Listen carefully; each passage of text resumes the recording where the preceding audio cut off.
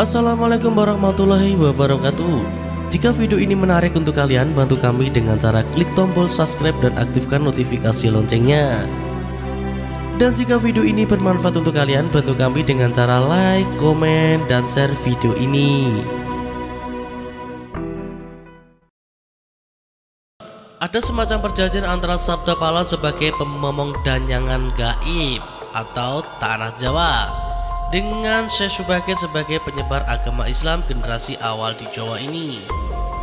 Tersebutlah kisah tersebut dalam tulisan Lontar Kuno. Lontar tersebut diperkirakan ditulis oleh Kanjeng Sunan Derajat atau setidaknya oleh murid atau pengikut beliau.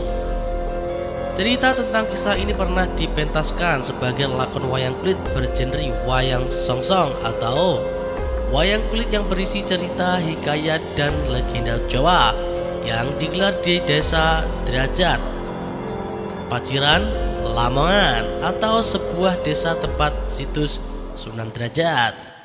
Kisah diawali dengan adanya persidangan di Istana Kesultanan Turki Utsmaniyah di Istanbul yang dipimpin langsung oleh Sultan Muhammad yang pertama. Persidangan kali ini membahas mimpi sang sultan. Menurut Sultan Muhammad, beliau bermimpi mendapat perintah untuk menyebarkan dakwah Islamiyah ke tanah Jawa. Adapun mubaliknya haruslah berjumlah 9 orang. Jika ada yang pulang atau wafat, maka akan diganti oleh ulama lainnya, asal tetap berjumlah 9. Maka dikumpulkanlah beberapa ulama terkemuka dari seluruh dunia Islam waktu itu. Para ulama yang dikumpulkan tersebut mempunyai spesifikasi keahlian masing-masing. Ada yang ahli di tata negara, ahli perobatan, ahli tumbal, dan lain-lain. Tidak dari baginda Sultan Muhammad kepada mereka adalah perintah untuk mendatangi tanah Jawa dengan tugas khusus yaitu menyebarkan agama Islam.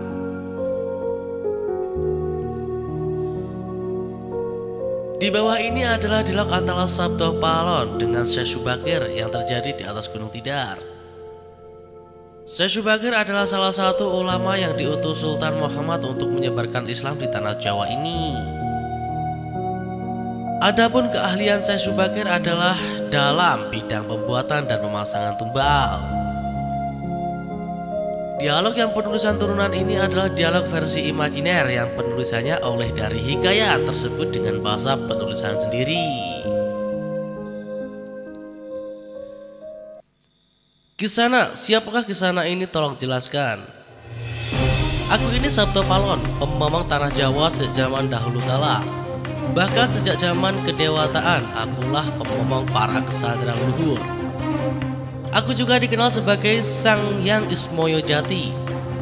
Lalu dikenal sebagai Ki Lurah Semar Brodoyono. Dan sekarang zaman Majapahit ini namaku dikenal sebagai Sabda Palon. Oh, berarti Kisana ini adalah danyang tanah Jawa ini. Perkenalkan Kisana, namaku adalah Syekh Subakir, berasal dari tanah Sapersia. Ada hajat apa gerangan diko rawuh tanah Jawa ini? Saya diutus oleh Sultan Muhammad yang bertahta di negeri Istanbul untuk datang ke tanah Jawa ini. Saya tiadalah datang sendiri, kami datang dengan beberapa kawanan yang sama-sama diutus oleh Baginda Sultan. Ceritakanlah selengkapnya ke sana supaya aku tahu duduk permasalahannya. Baiklah, pada suatu malam Baginda Sultan Muhammad bermimpi menerima wisik dari Yang Akarya Jagat, Gusti Allah Zat yang Maha Suci lagi Maha Luhur. Diperintahkan untuk mengutus berapa orang alim ke tanah Jawa ini. Yang dimaksud orang alim ini adalah bangsa pendito, brahmana, dan resi di tanah Hindu. Pada bahasa kami disebut ulama. Jadi jenengan diko ini termasuk ulama itu tadi.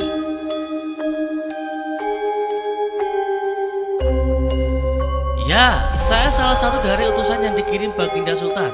Adapun tujuan kami dikirim kemari adalah untuk menyebarkan wawara suci Amedar agama suci yaitu Islam.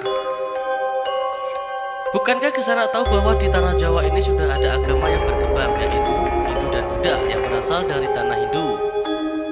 Buat apa lagi Kisanak menambah dengan agama yang baru lagi? Biarkan kaulo dasih yang memilih keyakinannya sendiri. Bukankah Kisanak sendiri sebagai danyangan tanah Jawa lebih paham bahwa sebelum agama Hindu dan Buddha masuk ke Jawa ini, di sini pun sudah ada kapitayan atau kepercayaan. Kapitayan atau kepercayaan atau ajaran asli tanah Jawa yang berupa ajaran Budi.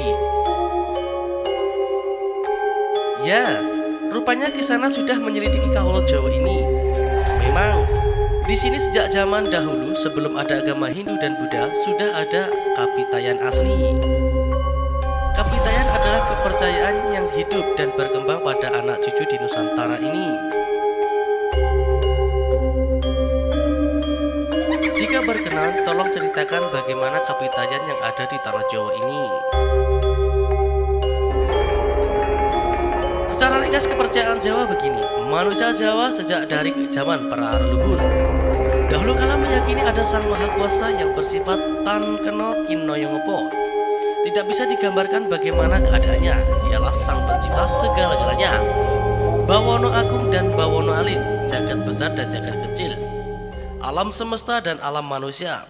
Wong Jawa meyakini bahwa Dia yang Maha Kuasa ini dekat, juga dekat dengan manusia. Dia juga diyakini berperilaku sang welas asih. Dia juga diyakini meliputi segala sesuatu yang ada. Karena itu masyarakat Jawa sangat menghormati alam sekelilingnya. Karena bagi mereka semuanya mempunyai sukma. Sukma ini adalah bagian wakil dari Dia yang Maha Kuasa.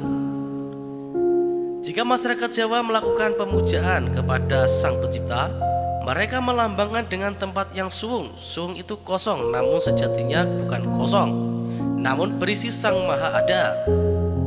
Karena itu tempat pemujaan orang Jawa disebut sanggar pamujaan.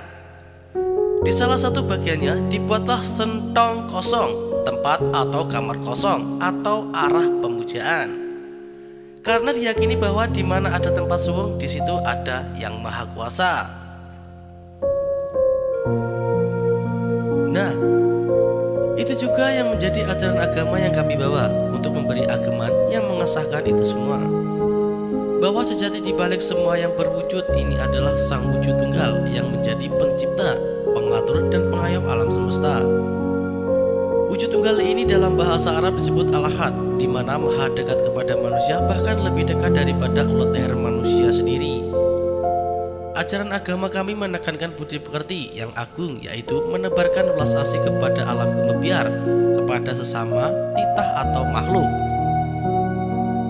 Lihatlah Sang Danyang, betapa sudah rusaknya tatanan masyarakat Majapahit sekarang. Bekas-bekas perang saudara masih membara.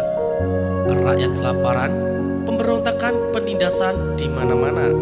Inilah harus diperbarui budi pekertinya. Aku juga sedih sebenarnya memikirkan rakyatku. Tatanan sudah berubah, para pejabat negara sudah lupa akan dharmanya. Mereka saling sikut untuk merebutkan jabatan dan kemewahan duniawi. Para pendeta juga sudah tak mampu berbuat banyak. Orang kecil salang tunjang mencari pangan. Zaman benar-benar zaman edan.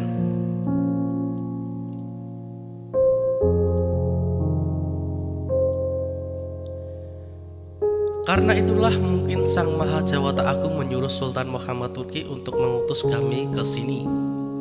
Jadi, wahai Sang Danyang Tanah Jawa, izinkanlah kami menebarkan wewaras suci ini di wewengkon kekuasaanmu ini.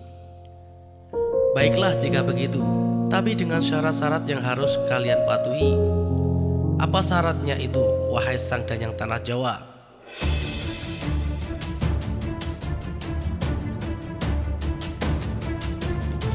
Pertama, jangan ada pemaksaan agama, dharma, atau kepercayaan.